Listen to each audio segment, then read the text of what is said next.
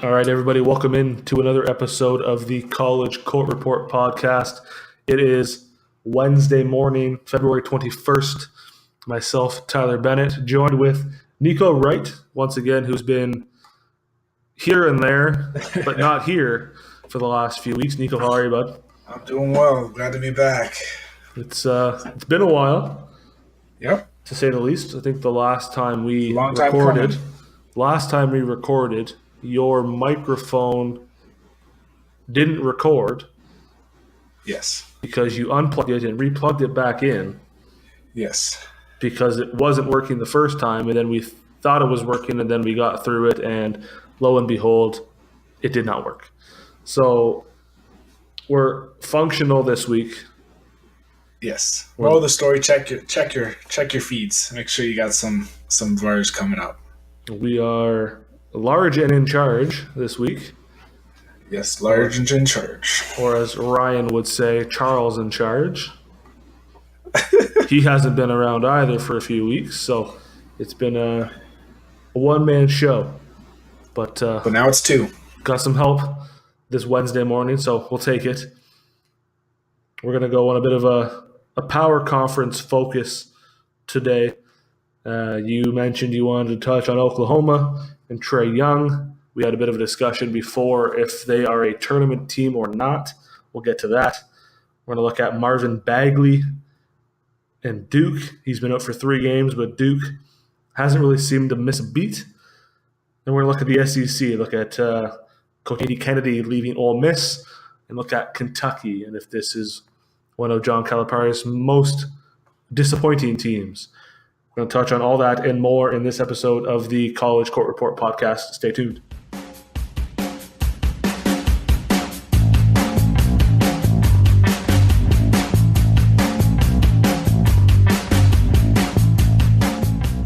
All right, we'll dive right in with Oklahoma.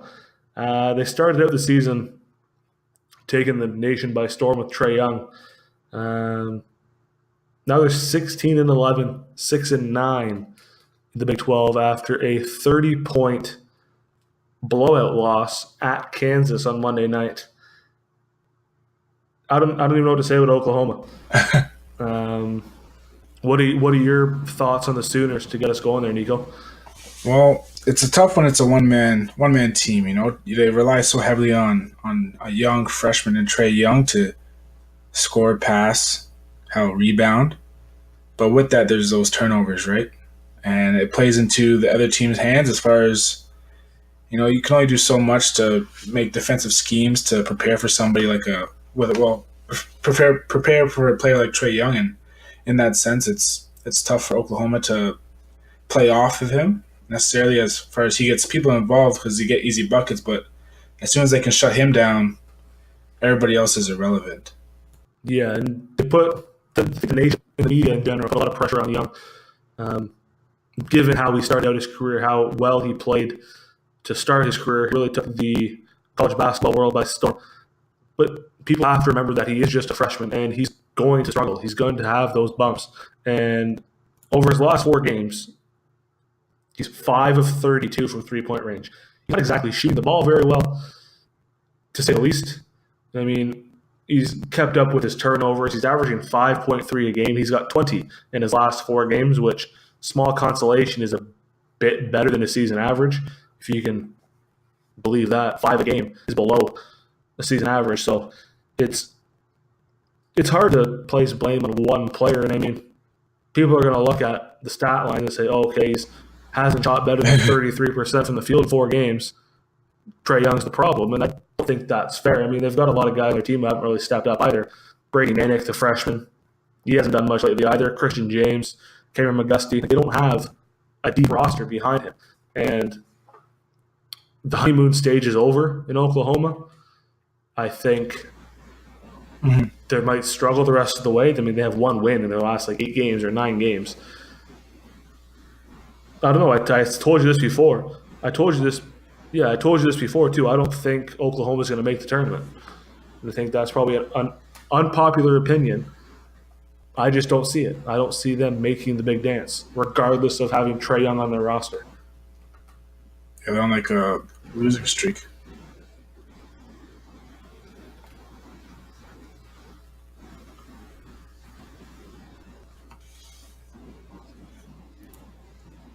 I,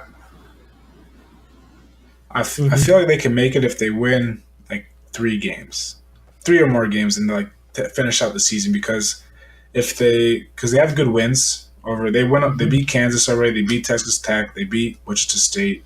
Like they have beaten last 3 top games level teams already. already. Home against Kansas State, but it's just a matter of getting their win home against Iowa bracket State higher. It doesn't really. If they win 3 or more, I think they'll be in for sure. Boosting games. Or if they go on like a 10-game losing streak, which they're close enough to arguably doing, the best conference in the possible country. That they might miss it but entirely. I don't know. I just have a gut feeling. Like I could see if they go 2-1 the rest of the way, which I think is the most realistic scenario. You win at home against Kansas State, win at home against Iowa State, lose at Baylor. You're at 18-12. If you lose that first round game of the Big 12 tournament, you're done. I think they have to go 2-1, 3-0, and make either the semis or the finals of the Big 12 tournament to be in. And with the talented teams in the conference, with the Texas Techs, TCUs, West Virginia, Kansas, Texas, Baylor, I don't see them making it that deep in the Big 12. And a lot of people still have Oklahoma like ranked 6th or 7th at the NCAA tournament. That's just absurd. If anything, they'll be in the first 4 game in Dayton. Yeah. At best, I don't see them being a higher seeded game at all. I don't think they'll be a high seed because they have to be at least mid level seeded in the tournament. And I agree with you to an extent, but the thing is, like, aside from Trae Young's recent like stumbles with his game right now, teams still have to prepare for him and what he's able to do, whether that's finishing, shooting, everything like that. And that, I think, opens the chances of Oklahoma getting a win. Because somebody's going to mess up. Somebody's going to miss a defensive play or assignment, and then that's the opportunity for Trae Young to do what he does best, and that's score the basketball. So I think you can't count him out for sure, but I think if they definitely win, if they go 2-1 like you said, I think they'll make it because, again, it just adds to their margins. But if they lose more than 2 games, I have to wrap it up for Oklahoma. You say like someone's missing an assignment and Trae Young's going to go and score, and teams have shut him down the last 5-6 games. They've figured out a way to stop Trae Young, and with that, Oklahoma stops with it. They've scored 80 points once in their last 6 games, all losses. Put them 88 at Iowa State, lost by 8. They don't have the depth. They don't have the talent behind Young to contend in the Big 12. And I said this before, like the honeymoon stage is over in Oklahoma. They've crashed and burned. They're back down to earth. And as you've seen in the last 6 games, once you shut down Trae Young or get him off his game, force him to take shots that he's not going to make, this offense becomes stagnant. They don't have anybody else to turn to. Not comfortable. Brady Manick, again, has been quiet when Young isn't on his A game. And they haven't found a way to bounce back from these struggles. And I don't know. But like we talked about before we came on, typical NCAA fashion, they'll put Oklahoma in the tournament because of Trae Young. And I say just put Trae Young's name on the bracket line. Put Trae Young as a 10 seed against a 7 seed. Put him 5-on-1. I guarantee you more people will watch that than Oklahoma in the tournament. Because nobody else on their team deserves to be in the tournament outside of Trae Young. This is true. I don't know. We'll see. But you can't put one guy in the tournament. Apparently that's not allowed. So not allowed. Team sport here, Tyler. Team sport. Well, this case, spell team with an I, because all it is Trae Young. Well, but I need him to cut down on those turnovers. That's the thing, too. That's the liability for him, because he's turnover prone at this point. Get him a little frazzled. Turnovers by Trae. Start a brand. It's crazy. Turnovers by Trae, a bakery. Pop-up shop at the tournament when they miss the tournament. Oh, God. Could you imagine? There's Trae Young outside. The front doors. just off the property so he doesn't get fined by the police. Turnovers by a tray, a pop-up shop. You're savage for that one. That's strawberry turnovers. you got to get the classic apple. Apple turnovers are the way to go. Well, I guess he does get a lot of assists, so apple turnovers. There you go. Well, hockey reference for you hockey fans out there. Apples. But looking at another talented freshman who has been held off the stat sheet for other reasons the last 3 games, Marvin Bagley at Duke has missed 3 straight games due to injury. But Duke hasn't missed a beat, 3-0. Mind you, first game was at Georgia Tech, cupcake. Then they won at home against Virginia Tech, then on the road at Clemson, the top 15 battle in the ACC. Any concerns with Duke being without Bagley, or could you make the case that they're better without him in the lineup? I feel I won't say they're better, but they're finding ways to play without him, and they're finding that through just other team. Because you have Grace now, who's now primarily the main course of offense. Right, runs through, makes the ball up. He was not playing PG really. So, Duke has had to pull out everything to make sure they're winning without Bagley's absence, and it's been working for them. Whether that's going small, going big, and opportunities like Trayvon Duval's playing well on the defensive end, as well as offense. So they're working well. Yeah, and they switched to his own D as well.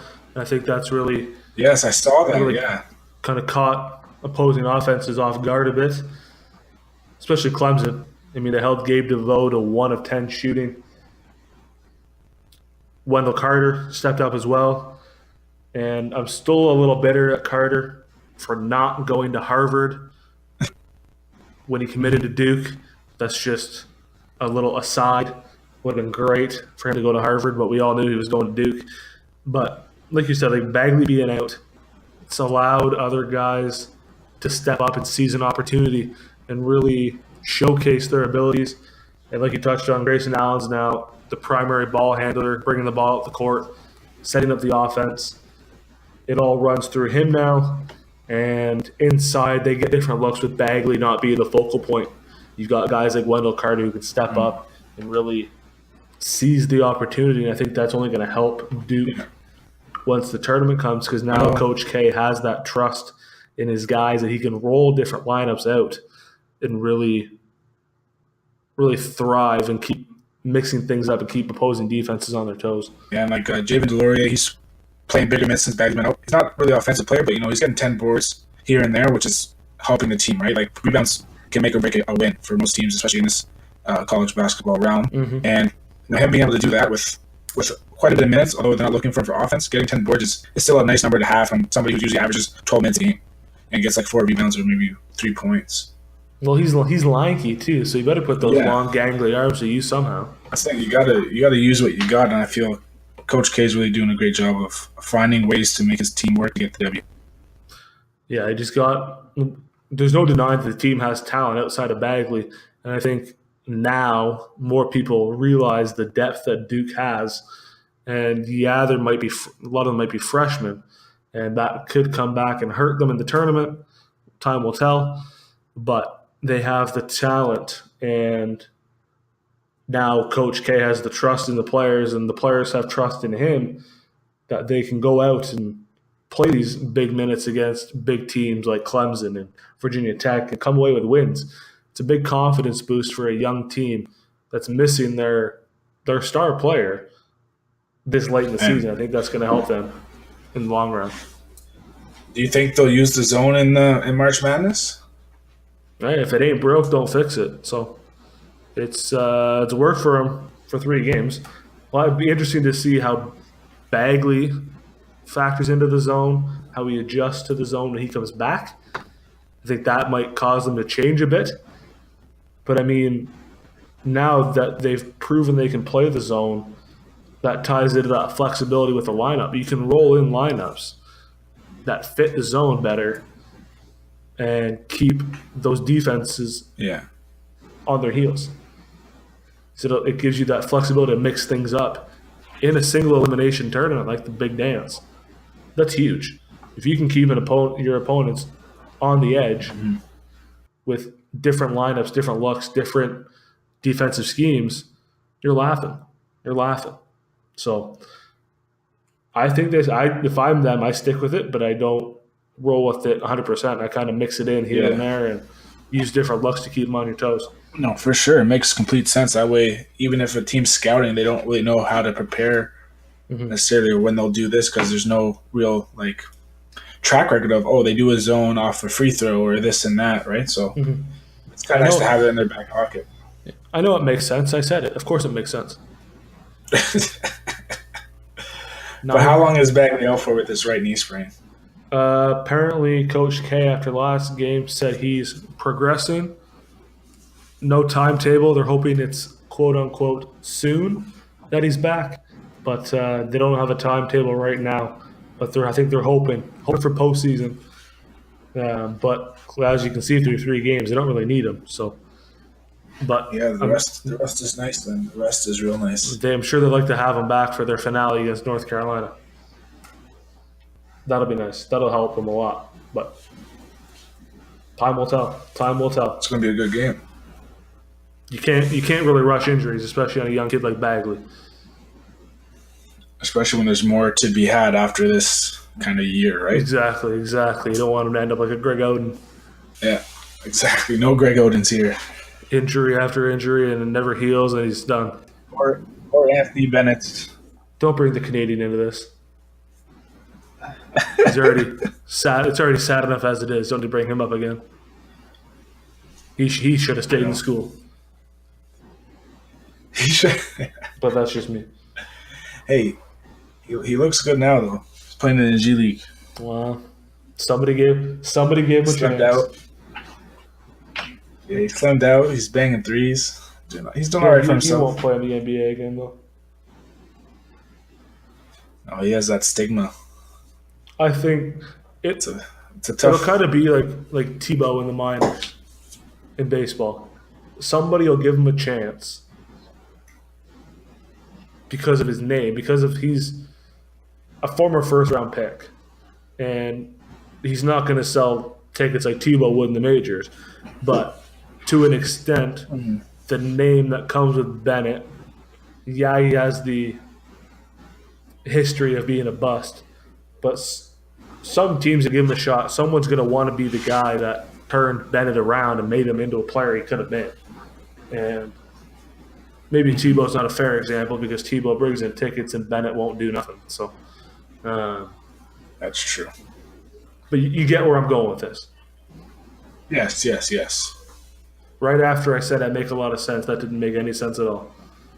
Sorry, but I got what you're saying though. We'll cut that part it's all out. about someone taking a chance. We'll cut that part out. But anyways, moving on to something that makes a little more sense.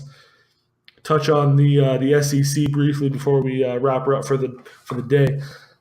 Andy Kennedy at Ole Miss announced that he was going to leave at the end of the season. Then a week later and 2 more losses later, he stepped down immediately. The Rebels are 11-16, 4-10 in conference play. He was feeling the pressure and decided to not delay the inevitable any longer. He leaves with 9 20-win seasons under his belt with the Rebels and is the winningest coach in school history. Will Ole Miss miss Andy Kennedy behind the bench?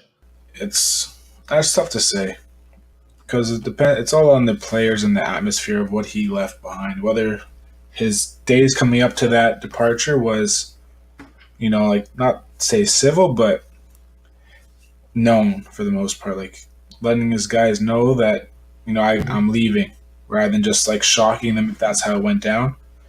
I think definitely he'll be missed as he's been there for a while and, he's won there before, led him to a tournament, winning as coach. So he has that history. He has that his heart is there. And those blood, sweat, and tears that he put into that team and that program will be well documented. I'm sure. I hope, but it's tough to say. They've been losing, and in college basketball, if you don't win just like in college football, you're gonna feel the pressure. Yeah, no, I think you hit the nail on the head there. I think a guy like Kennedy is a guy that you want to have behind your bench. He knows how to win, and every year you're gonna have ups and downs in years. And I don't know if anything happened behind the scenes or not that led to the initial report that he was going to leave at the end of the year. I know they were hoping that the initial announcement would kind of relieve some of that pressure off of him and the team. But then the two losses right afterwards had the exact opposite reaction. But when you have a guy that has 9 20-win seasons and he's got the most wins in school history, that's a guy you're going to miss. And whether it's a year from now, 3 years from now, 5 years from now, I think a lot of fans will look back and say, we didn't appreciate Andy Kennedy as much as we should have towards the end. And he's a big-time coach. He knows how to win in the SEC, and that's not easy to do for a lot of guys. So I think looking back, fans may say now they don't miss Kennedy, but I think down the stretch, he's a guy they're going to miss for sure. Especially if whether it's the intern, the assistant coach is now the head coach, and if they bring somebody new in, or how they kind of mesh with the culture of Ole Miss, you know? Yeah, and they'll have to find that new head coach early in the offseason so we can have some sort of say in the recruitment of players, like a late recruitment. Exactly. Because you want to build your team. You don't want to inherit all this. And yeah, they're having a down year. Who knows what they're going to be like next year? Yeah. But you want to have that new coach come in. You want to build that culture with the team right away, and hopefully they can figure it out sooner than later in the offseason. Get that done real early and build that team, make it his own. But quickly, you wanted to touch on Kentucky. You mentioned to me that this may be John Calipari's most disappointing team. 100%. It's wild, and they always had young people.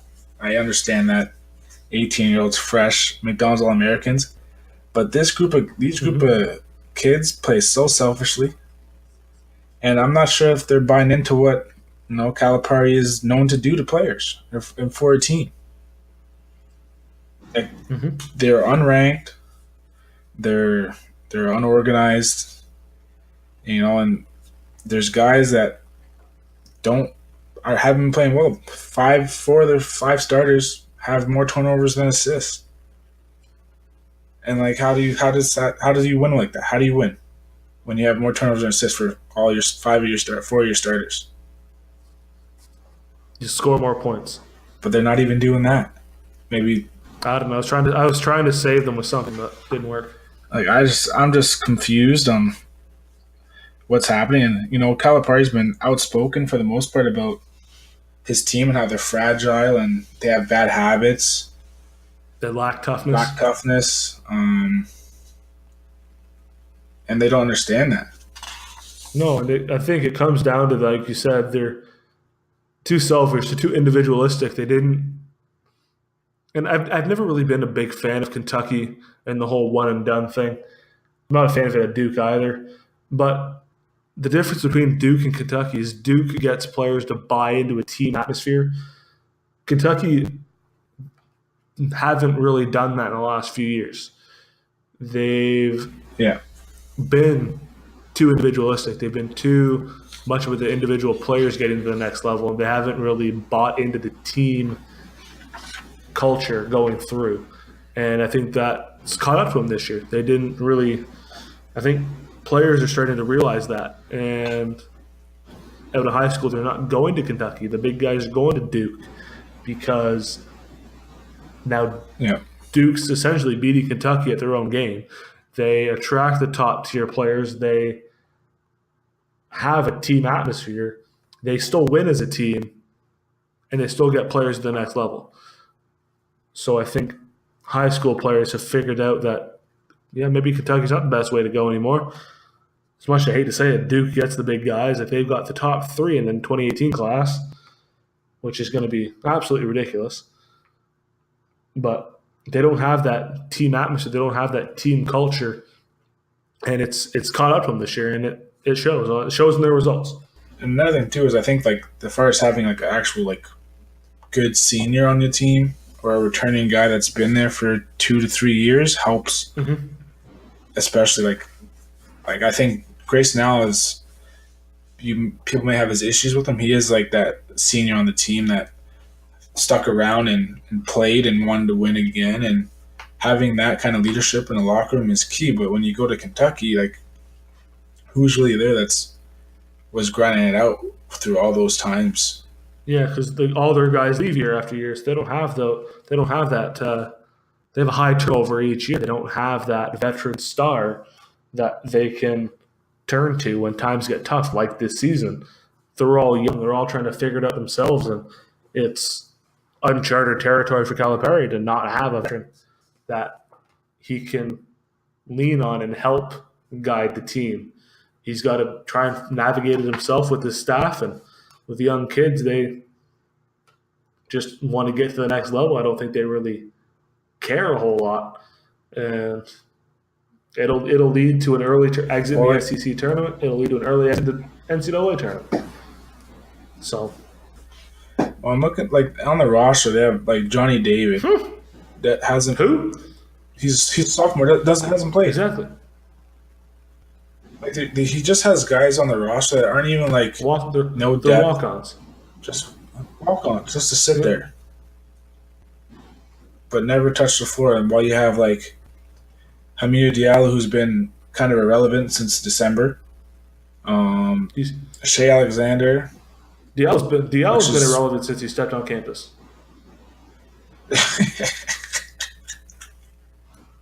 He probably doesn't even go to class. He's irrelevant at school. Yeah, well, he was preseason. He showed promise, but like I don't know what his confidence is gone. Kevin Knox is the leading scorer and rebounder at 5.5 rebounds a game, but like that's not going to win you many basketball. That's not going to win you anything, and they play 32 minutes. That'll win you a high five and a participation ribbon. Thanks for coming out. But I don't know what they're gonna do. I don't know. They're just I think also too the mentality of kids these days now. Like these guys are all highly recruited, top level high school athletes, and now they're in a role where they have to not just be the best player because there's more guys just like them around, and they don't want to buy into what the coach has to do or say as far as get back on defense. If you miss a free throw, don't give up 2 points on the other end. Get back, which has happened countless times in Kentucky seasons this year. Yeah, they don't have that. They don't have that toughness. They don't have the drive. They don't have the want to win.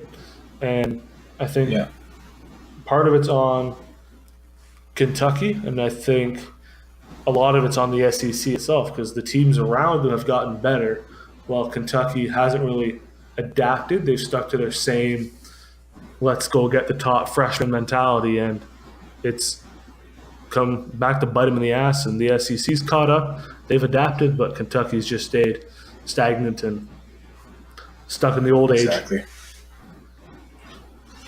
And the one thing that's certain too, like Calipari's job is safe.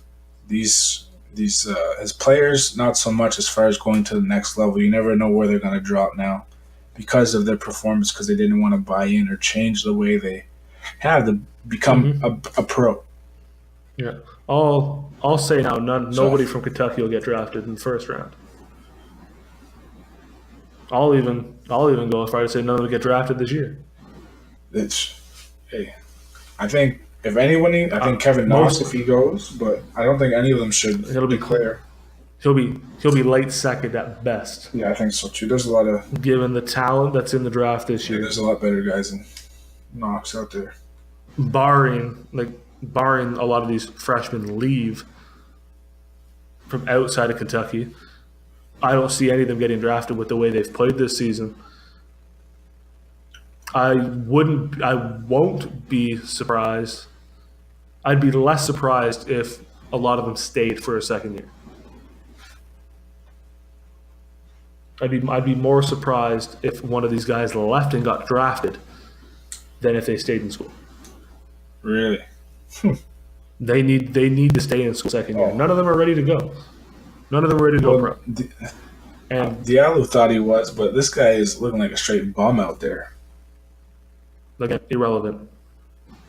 He's a non-fact. He's a name on the roster, is what he is. But given the fact that Duke has already landed the top 3 guys in the draft, the recruiting class for 2018, in Barrett, Reddish, and Williamson.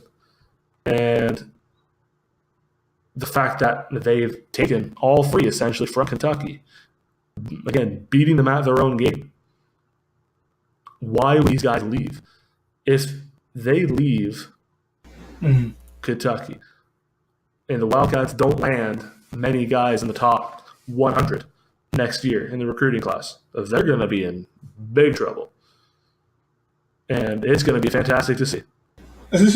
I'm a terrible person now for saying. You can declare now, right? You can declare and come back. You can declare. Right? You can go through the pre-draft, the combine, everything else. You can't sign an agent. As soon as you sign an agent, you're pro. You're done. And some of these guys are probably going to go test the waters. Like Shea Gilgeous-Alexander will probably go. Knox will go. But they have one guy. They have Keldon Johnson, small forward, number 6 in ESPN's top 100. The next guy's at 17, quickly point guard. Tyler Hero, a white shooter. 25th. They got 3 guys in the top 25. This is uncharted territory for Kentucky. Oh, definitely. They have 3 guys in the top 100 right now.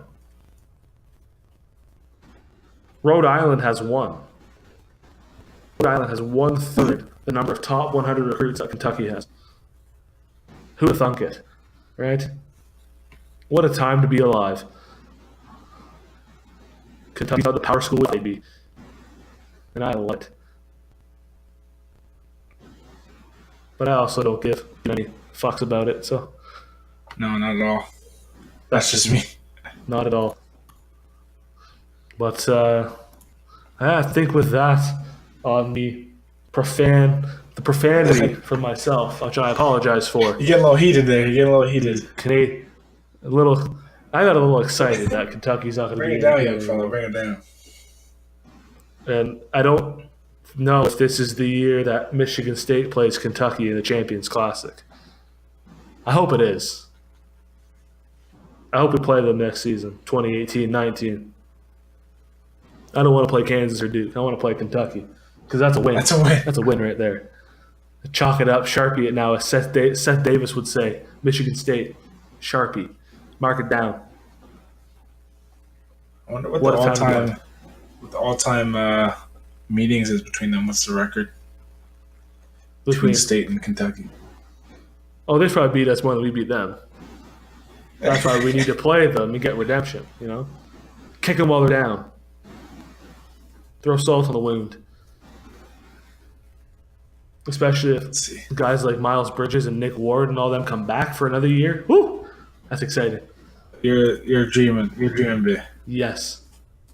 And I'm completely sober right now, and that's a serious thought. They could come back, and that'd be exciting. I'm getting worked up over here. We have to end this now. Yeah, I know you're too worked up. I gotta go to bed soon. I gotta work in the morning. I can't go to bed this excited. I'll have to watch more Bates Motel. Calm me down. But with that, Nico, it's been a pleasure having you back on. Oh, glad to be back. Have to make it consistent again. Build up to the NCAA tournament, which we will be at in Detroit. Yes, sir. The first 2 rounds, Friday and Sunday. I'll be there on Thursday, the open practice. Nico will join me Friday and Sunday for the games. Be sure to follow us on Twitter between now and then for updates on the ins and outs and in-betweens of the NCAA first 2 rounds in Detroit, Michigan at Little Caesars Arena. We will be there, large and in charge. Charles and in charge. But until next week, Nico will be back again next Wednesday morning, hopefully. And Yes, sir. I will talk to you on Thursday. I will be back Thursday morning with another episode of the podcast. But until then, cheers. Good night. Good morning. Good afternoon. Good whatever time it is, wherever you are right now. Wherever you are, wherever you're listening. Good day. Peace.